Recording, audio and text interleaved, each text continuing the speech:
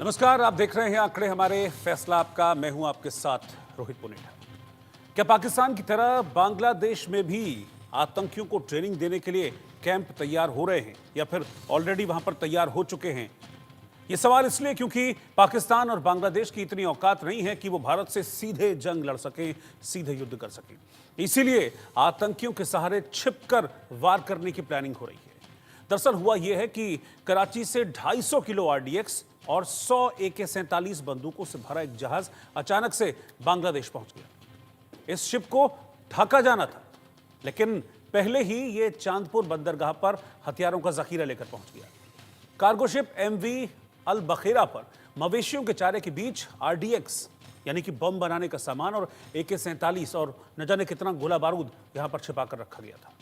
इस खबर के सामने आते ही भारत की सुरक्षा एजेंसियों के कान खड़े हो गए, क्योंकि इतने आरडीएक्स का बांग्लादेश में काम क्या है, क्या करना है? अगर कोई कंसाइनमेंट है, पाकिस्तान से अगर ले रहा है कुछ बांग्लादेश कंसाइनमेंट, तो भाई वो चारे में छिपा के क्यों लाया जा रहा है? सवाल यही उठ रहा है कि क्या पाकिस्तान की शह पर या पाकिस्तान के हथियारों से बांग्लादेश भारत के खिलाफ युद्ध की प्लानिंग कर रहा है? आज इसी पर एक बड़ा सर्वे मैं लेकर आपको दिखाऊंगा, इस सर्वे को, और इस सर्वे में सवाल क्या है और सवाल के नतीजे क्या हैं वो भी मैं आपको बताऊंगा। लेकिन बहुत सारे सवाल इस जहाज को लेकर, इस शिप को लेकर खड़े हो रहे हैं। एक बहुत बेसिक सी बात है, पिछले दिनों इस तरह की खबर सामने आई थी कि पाकिस्तानी आर्मी आएगी और जो बांग्लादेश है वहां पर सेना को ट्रेनिंग देगी।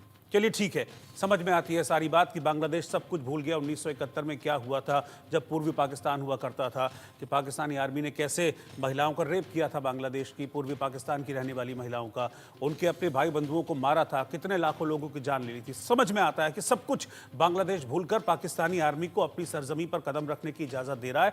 और हमने ये भी मान लिया कि चलिए ये हथियार उसी के लिए मंगाए जा रहे थे। लेकिन सवाल ये है कि फिर छुपा कर क्यों लाए जा रहे थे? मैं फिर से आपको बता दूं कि जिस जहाज के जरिए इन हथियारों को लाया जा रहा था, उस जहाज में 720 टन चारा था, और उस चारे के भीतर ये आरडीएक्स कोई 2, 4, 5 किलो नहीं, 250 किलो आरडीएक्स इस चारे के भीतर छिपाकर लाया गया था, और इसके साथ साथ 100 AK-47 बंदूकें थीं। तो सवाल ये उठ रहा है कि आखिरकार इतने सारे हथियार की, इतने सारे गोला बारूद की आखिरकार क्या जरूरत पड़ गई कि उसको छुपाकर यहां पर लाना पड़ा? और वो भी उस जहाज को पहले जाना था ढाका, लेकिन ढाका ना जाकर वो जहाज आता है चांदपुर बंदरगाह, वहां पे इन हथियारों को उतारा जाता है। लेकिन सुरक्षा एजेंसियों के कान खड़े हो गए हैं और ये पता करने की कोशिश हो रही है कि भैया इतने सारे हथियारों का, इस गोला बारूद का करना क्या है। तो इसी खबर को लेकर, इसी इनपुट के बाद हमने एक सर्वे किया, और इस सर्वे के जरिए कुछ सवाल लेकर हम पब्लिक के बीच गए, और उस सर्वे के जो नतीजे सामने आए हैं वो मैं आपको एक एक सवाल के जरिए, उनके जवाबों के जरिए आप तक पहुंचाऊंगा। पूरा पैनल एक्सपर्ट्स का मेरे साथ मौजूद रहेगा, लेकिन पहले मैं अपना सर्वे का सवाल बताता हूं, उसका जवाब फिर मैं अपने पैनल से आपको इंट्रोड्यूस करूंगा। मेरा सर्वे का पहला सवाल था कि कराची से 250 किलो आरडीएक्स और 100 AK-47 से भरा जहाज बांग्लादेश पहुंच गया है। क्या यह भारत के लिए चिंता की बात है? 85% लोगों ने कहा कि हां, यह भारत के लिए चिंता की बात है, क्योंकि यह एक प्रॉपर चैनल के थ्रू नहीं आ रहा है, यह छुपा के लाया गया है, इसको चारे के बीच छुपा के लाया गया है, इसलिए चिंता की बात है, भारत के लिए खतरे की बात है।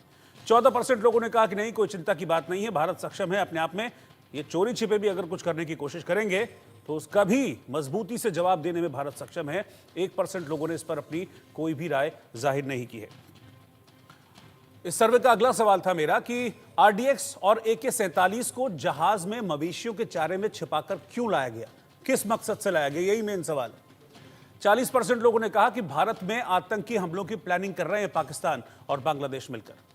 15% लोगों ने कहा कि भारतीय सेना से मुकाबले की तैयारी। ये देखिए, यहां पर भी सिर्फ 15% लोगों ने माना है, क्योंकि लोगों को पता है कि इतनी हिम्मत है नहीं कि पाकिस्तान और बांग्लादेश अगर मिल भी जाएं तो भी भारत से आमने सामने की जंग नहीं लड़ सकते।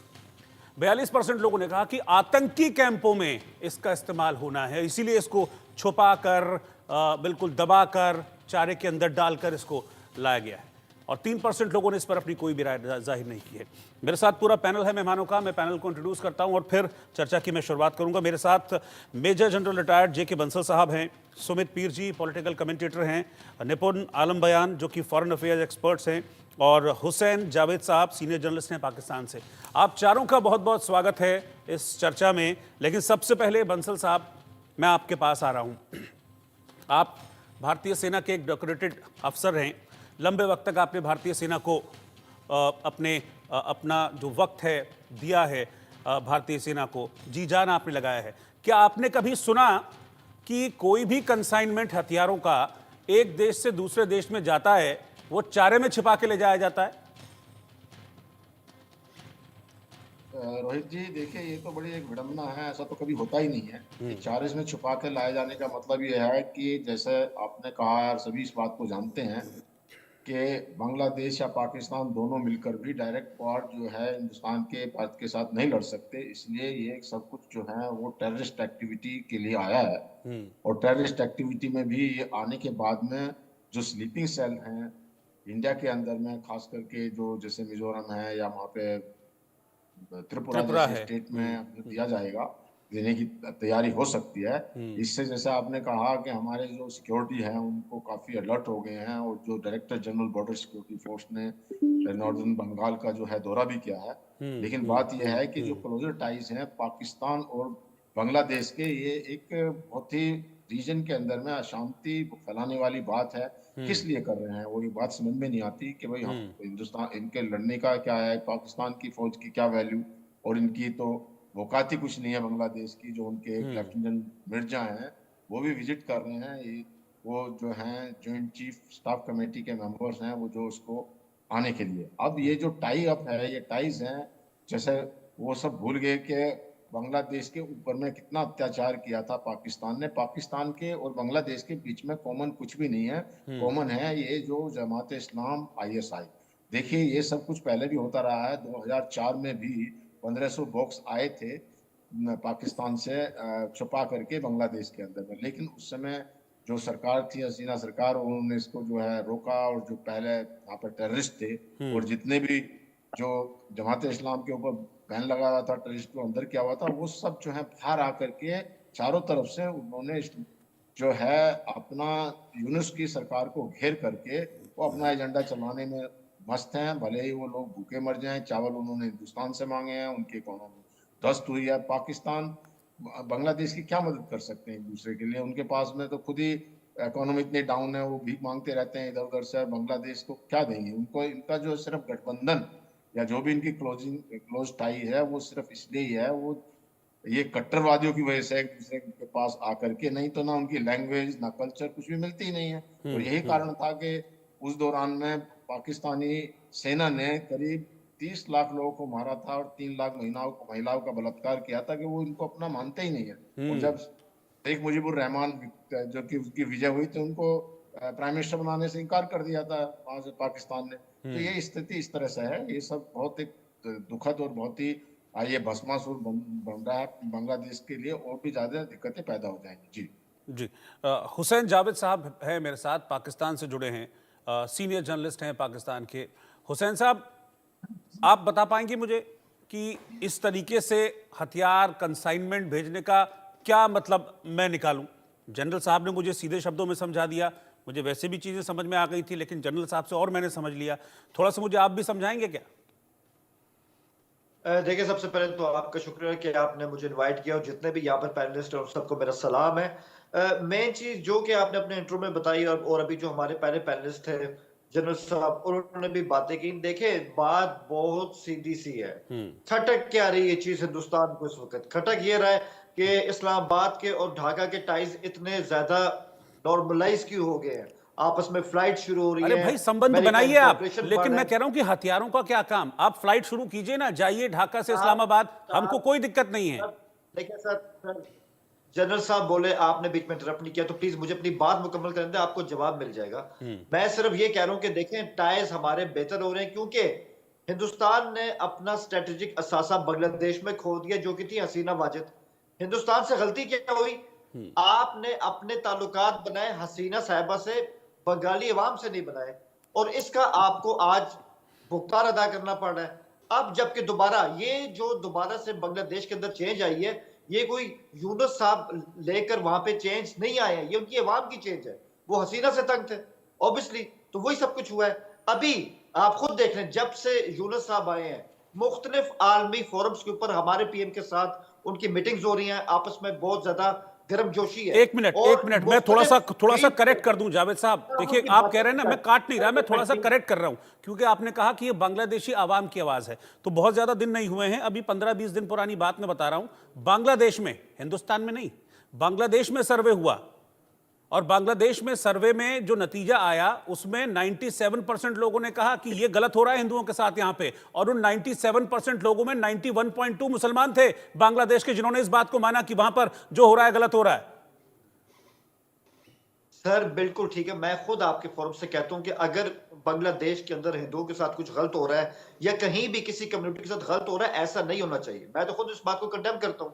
हिंदू वहां पे बहुत अहम, वहां की एक मतलब उनकी एंटिटी है वहां पे। खैर ये हमारा टॉपिक नहीं है, हमारा टॉपिक जो है ना कि ये असल में हिंदुस्तान को मसला है। अब आप सोचिए साहब, आप एक शिप की कहानी लेकर आ गए हैं कि बंगाल की खाड़ी के अंदर से एक शिप आ गया, उसमें इतना आरडीएक्स है। साहब छोड़िए, ऐसी कोई बात नहीं है। और अगर ऐसा है, इस पे आपकी हुकूमत ने, बांग्लादेश की हुकूमत से अभी तक एहतजाज किया है, उनसे इस बारे में वजाहत ली है? अगर लिए तो बांग्लादेश की हुकूमत ने क्या क्या मुझे इस फोरम पे सर अभी आप ही ने कहा कि आप और बांग्लादेश एक हो गए हैं, आप और बांग्लादेश एक हो गए हैं, तो अपनी मानेगा कोई गलती क्या फिर? अभी सर एक अभी आप खुद ही कह रहे हैं कि हम एक हैं। 71 में अलग हो गए, 71 में अलग हो गए, लेकिन ठीक है, इट्स ओके। उन्होंने अपना वे चुन लिया, हमारा अपना वे है, लेकिन एक इस्लामिक कंट्री के तौर पे हमारे उनके साथ अब अच्छे टाइज हैं, हम उसको लेके चलना चाहते हैं। हिंदुस्तान को कम से कम इस्लामाबाद के हवाले से इसमें फिक्र करने की कोई जरूरत नहीं है, मैं आपको कह रहा हूं। अच्छा, मतलब सुमित भाई, चारे में छुपा के आरडीएक्स आ जाए 250 किलो, चारे में छुपा के 100 AK-47 आ जाएं, चारे में छुपा के जाना ढाका है, लेकिन पहले चांदपुर में उसको उतारा जा रहा है कंसाइनमेंट को, और हम टेंशन भी ना लें, आप छुपा के सब करें। सबसे पहले रोहित भाई आपको नमस्कार, सभी पैनलिस्टों को नमस्कार और शो पे बुलाने के लिए साधुवाद। 1 मिनट एक्स्ट्रा दीजिएगा, कुछ बहुत इंपॉर्टेंट हाँ, फैक्ट बिल्कुल। सबसे पहला फैक्ट है साहब, ये जो हमारे पाकिस्तान से मित्र है इनको भी बता दूं, 4 दशकों बाद आपका पहला शिप 43 दिन पहले आया था, चिटगांव डॉक हुआ, ठीक है जी। उस शिप में कुछ कंटेनर उतारे गए, अलग कर दिए गए, और उस शिप में से 65 लोग जो पाकिस्तानी मूल के गायब हो गए, और उस दिन जो भी बांग्लादेश में डॉक पे ड्यूटी थी उन सब लोगों का तबादला किया गया। उन कंटेनरों में आपने क्या भेजा, वो आपके 65 लोग कहां गए, ना आप ढूंढ रहे हो ना बांग्लादेश ढूंढ रहा है। और क्योंकि अब यूनिस मियां की सरकार है, खालिदा शेख हसीना के समय में पॉसिबल नहीं था, आपने कस्टम वाले को बोला भाई ये पाकिस्तान के कंटेनर है, इसको मत देखो। ये पहली बात है। दूसरी बात पिछले हफ्ते की बात है, एक चाइनीज कंपनी का शिप, पनामा की एक कंपनी, मैनेजमेंट कंपनी उससे चला थी, चीनियों का शिप, 699 कंटेनर, सुनिएगा आप, फैक्ट फिगर्स डाटा के साथ बता रहा हूं, 699 कंटेनर 42 दिन बाद फिर चिटगांव आते हैं। बोला जाता रोहित भाई इनमें लाइमस्टोन है, इनमें शुगर है और इनमें कॉटन है, वो शुगर जो पाकिस्तान में खुद नहीं मिलता। और जब आता है इसमें से फिर कुछ कंटेनर अलग कर दिए जाते, फिर कुछ लोग गायब हो जाते, हम चिंता ना करें।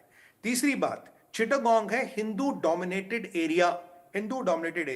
चौथी बात, D8 की समिट होती है टर्की में 10 दिन पहले, वहां शरीफ साहब और यूनिस मियां गले मिल रहे, कह रहे 1970 के सारे चीज बुला दो, आओ आपस में दोस्ती करते हैं।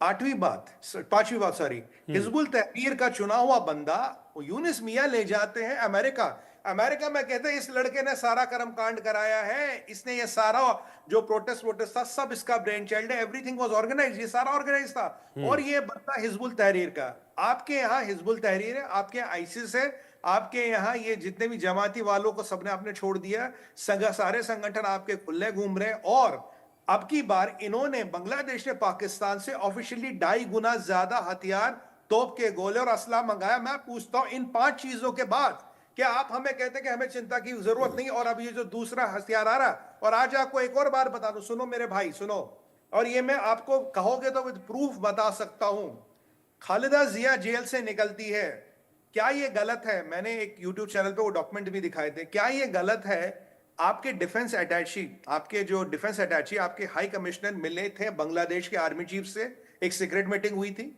क्या ये गलत है? आपके हाई कमिश्नर मिले थे खालिदा जिया के घर पे, 5 दिन हुए थे उन्हें जेल से निकले हुए। क्या ये डॉक्यूमेंट गलत है? जो पेपर अभी सोशल मीडिया पे है, आपने एक चोरी छुपे कंसाइनमेंट मंगाई पाकिस्तान से, बोला इन्हें जमातियों के हाथ देंगे हिंदुओं का नरसंहार करने के लिए और भारत के खिलाफ यूज करने के लिए। क्या ये गलत है कि पाकिस्तानियों का वीजा टू बांग्लादेश जो मिल रहा 5 गुना बढ़ गया है? भाई ऐसी क्या मित्रता बन गई, ऐसा कैसा व्यापार हो गया है?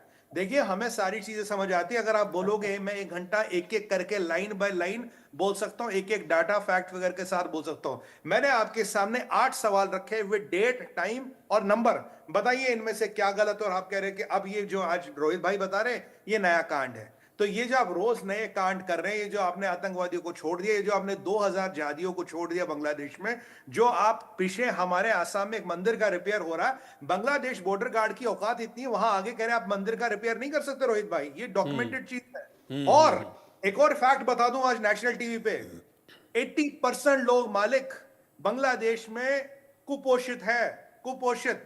अभी ये नंबर आ गया है करीब 50-55% पे इंडिया के हेल्प के कारण। अभी आपने हमसे चावल मांगा और डिस्काउंट मांगा, हमने बोला एलसी तो दे नहीं सकते, बोला कोई बात नहीं साहब सोना ले लो हमसे। मतलब ये जो कुपोषित जहादी और कुपोषित आर्मी को लेके क्या भारत की चढ़ाई करिएगा, क्या दिल्ली जीतिएगा, क्या किस ख्वाब में रहते हैं वहां भाई साहब? ये ख्वाब देखना छोड़िए, शेख चिल्ली के अपने